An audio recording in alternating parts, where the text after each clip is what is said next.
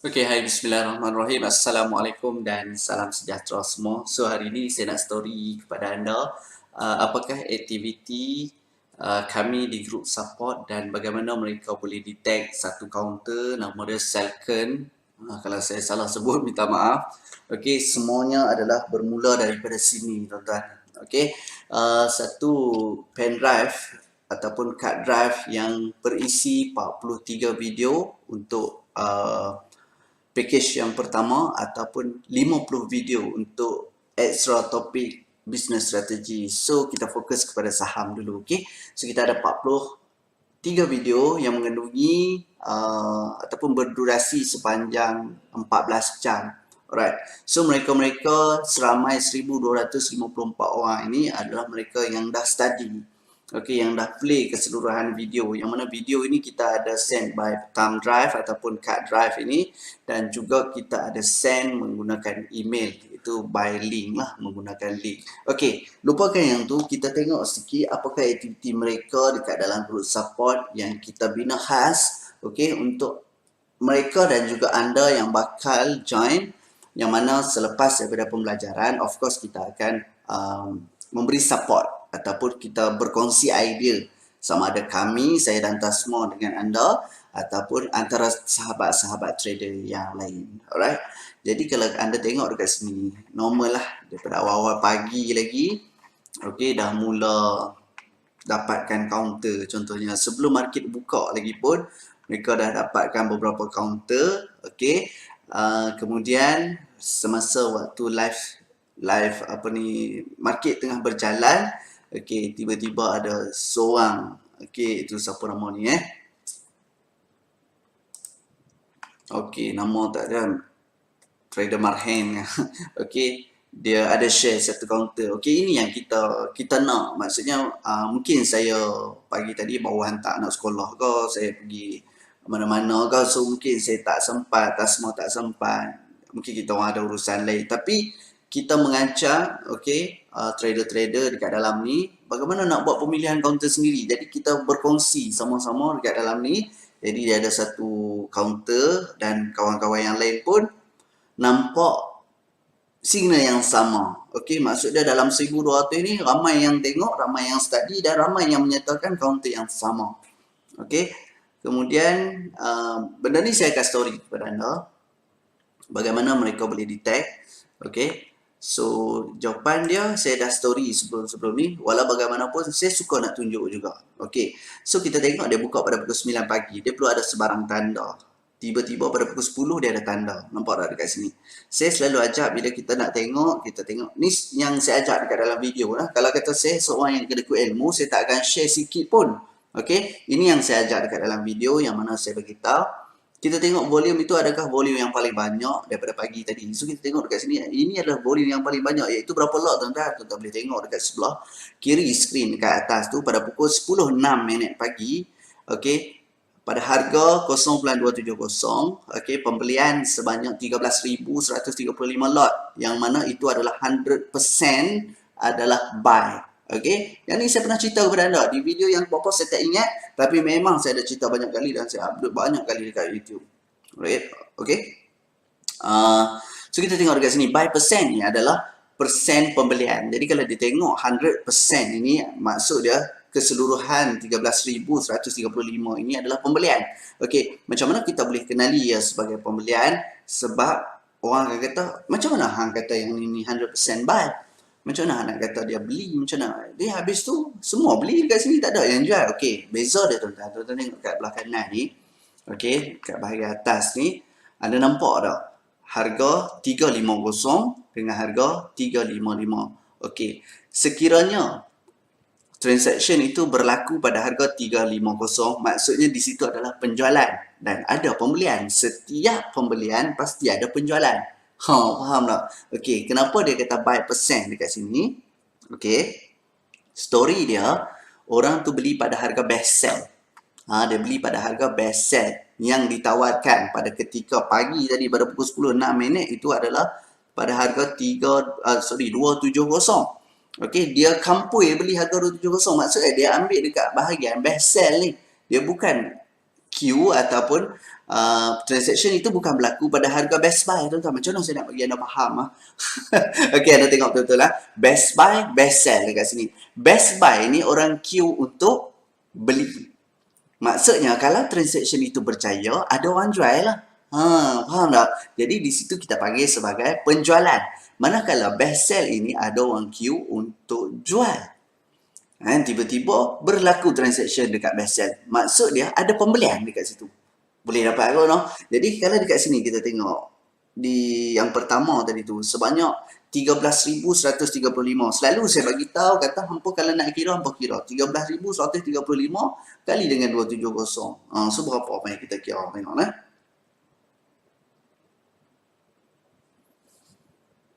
13,135 ini adalah lot lah. So kita kena tambah kosong-kosong dulu. So dia jadi 1.3 juta. Jadi 1.3 juta kita darab pada harga 0.270. So total dia beli pada harga 354,654 ringgit. Dia beli dekat situ. Okey ya, dekat situ yang highlight berwarna biru dekat tu sorry. Sini. Tu tengok dekat belah atas tu. Okey. So ada 13,135 lot bersama dengan 1.3 juta unit. Jadi kalau dia beli 1.3 juta unit dengan harga 270 iaitu senilai 354. Selalu saya tune kepala orang yang belajar dengan saya kata agak-agaklah dia beli sampai 350,000 dia nak rugi ke? Yang tu saya suka tanya. Kita baru beli 3,000 pun dah goyang lah. Dia beli 350,000. Tu baru satu transaction tuan-tuan. Kita tengok transaction pada pukul 10.19 pagi. Jadi pada pukul 19 pagi pun sama juga dekat situ kita ada nampak 17,620. Ya. Ni 17,602. Faham tak? 17,000 lot bersama dengan 1.7 juta tau. 1.7 juta. Okey, kalau kita darab pada ketika itu harga dia 0.280. Tadi dia beli 300,000. Sekarang dia beli 470,000. Dekat atas ni dia beli lagi. So dekat situ saja dah 1 juta. Dia tu siapa saya tak boleh bagi tahu dan saya pun tak tahu. Faham tak? Jadi bila kita tengok pembelian yang begitu banyak pada ketika itu, kita akan assume bahawa dia ni akan naik. Sebab tu kalau kita tengok perbincangan, okey, kalau kita boleh tengok perbincangan pada pukul 10, saya sukalah dengan sahabat-sahabat trader saya yang baru dekat dalam ni. Kebanyakan mereka ni orang yang positif, okey, nak study, nak ubah kehidupan, nak belajar, okey. Saya seronok tengok. Ini yang saya mencari orang yang positif. Saya suka dengan orang yang positif. Nampak dia dah mula naik. Okey. Walaupun ada kaunter-kaunter lain juga. Ada study berkenaan kaunter-kaunter lain. Tapi saya boleh share kepada anda bagaimana mereka berinteraksi dekat dalam ni. Contohnya Tasma pun ada masuk. Saya bagi tadi memang saya tak masuk lah.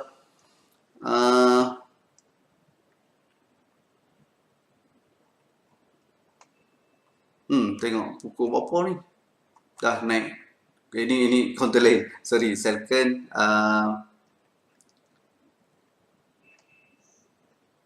So taklah saya berani bagi tahu orang-orang yang berada dekat dalam ni, orang yang positif, orang yang boleh sembang elok-elok, faham tak? Seronoklah berkawan dengan orang macam ni. Saya suka. Okey. Tak ada pun mengatakan cikgu lain, tak ada pun mengatakan dekat orang lain. Duduk dalam ni kita-kita je. Nah. So, anda boleh tengok sendirilah.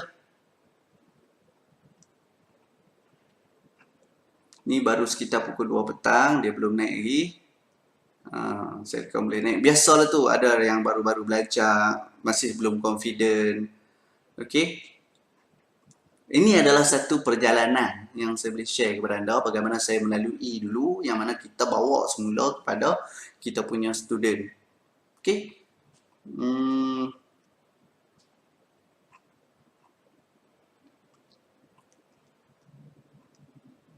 Semua tak ada lah yang negatif lah, insya-Allah lah. Okey, saya boleh baca-baca rempuk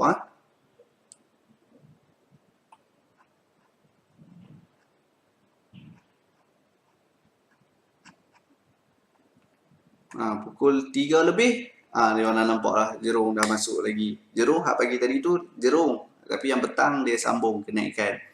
Okey.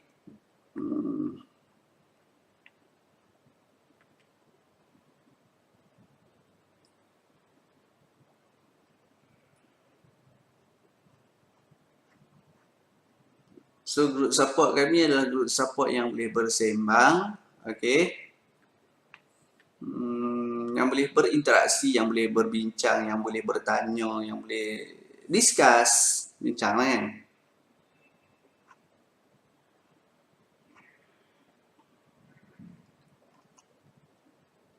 Okay, itu je lah sebuah sikit yang saya boleh share. InsyaAllah belajar sesuatu yang mana kalau duduk kat dalam ni, takkanlah kita nak biar saja. So far saya mencari orang yang macam ni lah, bitai dari perasaan boleh masuk petang baru saya takkan masuk nak rugi. Ini yang saya suka bagi tahu, takkan masuk nak rugi. Maksud dia takkan masuk nak rugi tu macam saya bagi tahu lah, yang selalu saya bagi tahu. Dia beli sampai 400,000 kat sini, 300,000. Okey, dekat sini ni lagi beli berapa juta? 6 kali 3, 1.8 juta pula tuan-tuan. Beli dekat sini 1.8 juta. Beli lagi dekat sini, ada dekat 2 juta. Takkan dia nak rugi. Kita baca macam tu lah. Itu yang saya selalu tune lah. Tune kepada student-student yang belajar. Alright. So, okay. Jadi, untuk video pada kali ini, kita ada 2 version lah. Yang mana satu version kita hantar menggunakan email.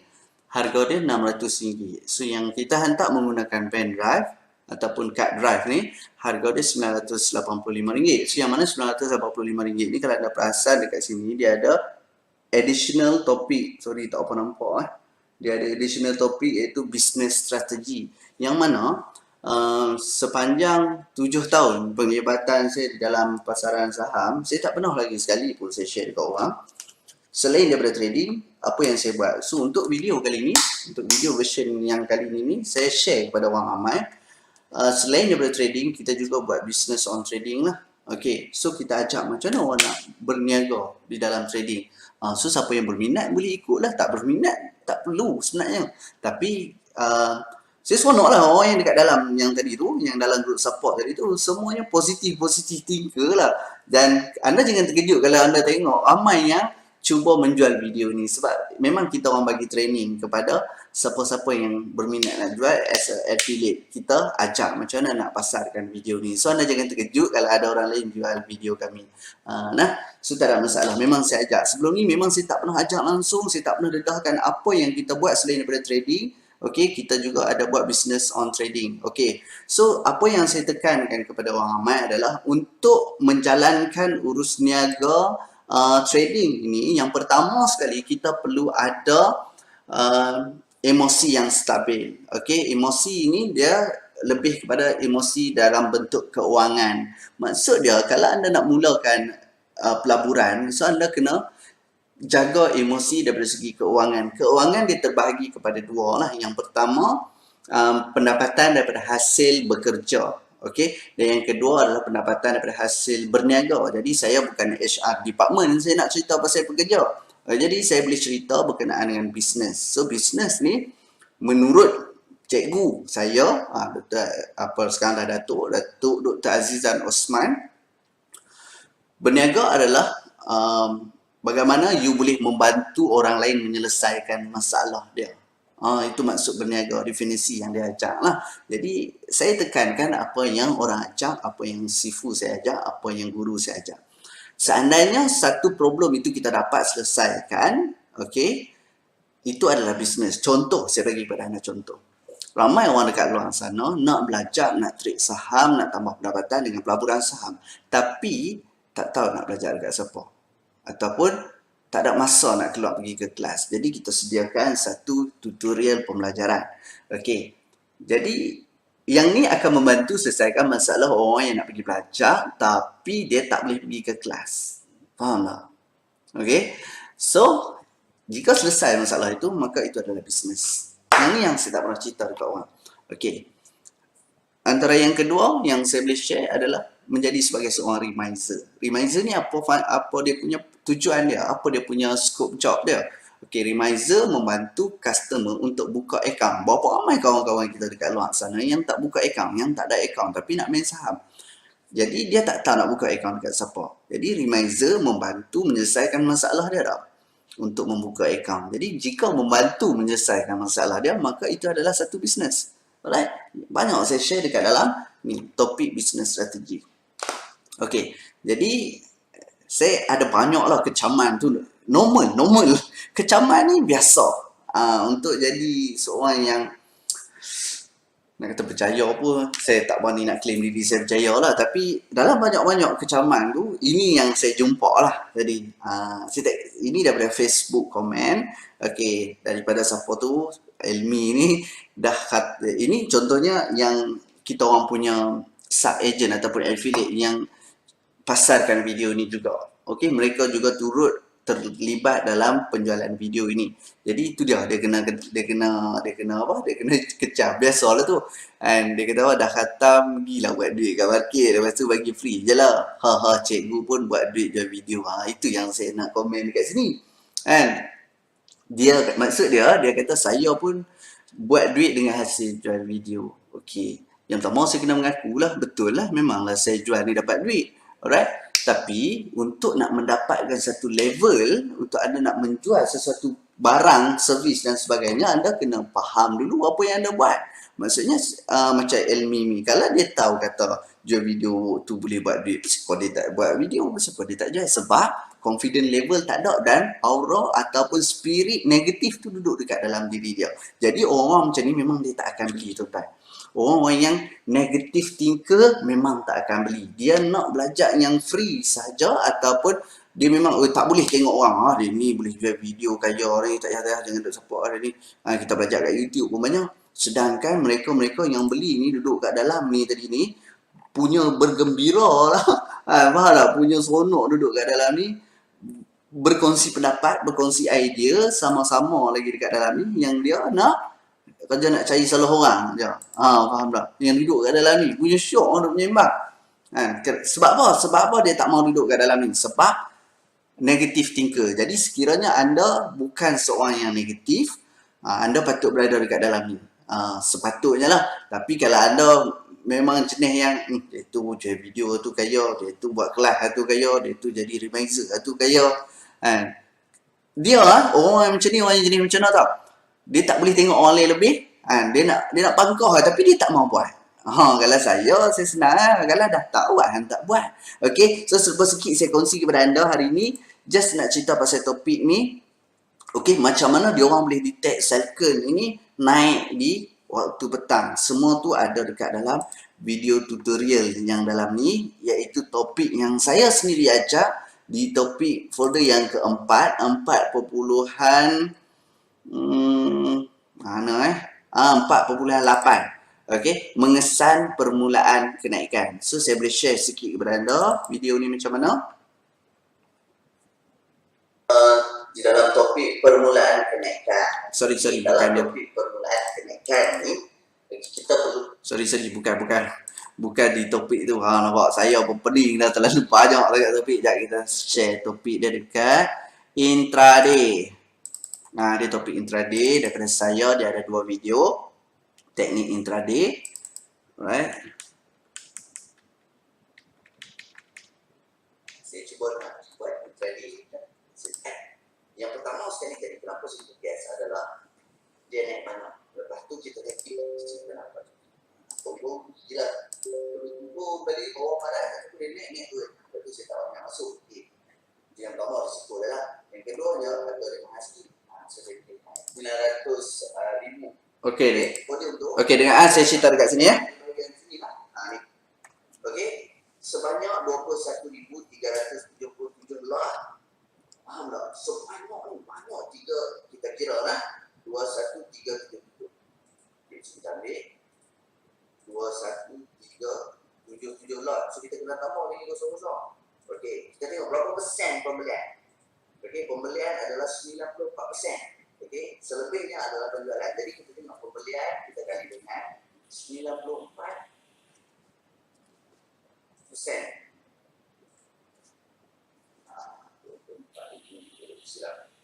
Kita balik. 21377. Okey. 21377 kali dengan 9400. Jawapan dia adalah 2.900.000. Okey, 2.900.000, sorry, 2.900.000 unit pembelian. Jadi kalau unit pembelian kita tengoklah, ni saya bagi kepada Haroji. Jadi dekat sini ada satu buat pembelian. Dekat sebelah itu ada lagi buat pembelian. Nampak tak? Ni. Okey. Yang mula-mula tadi adalah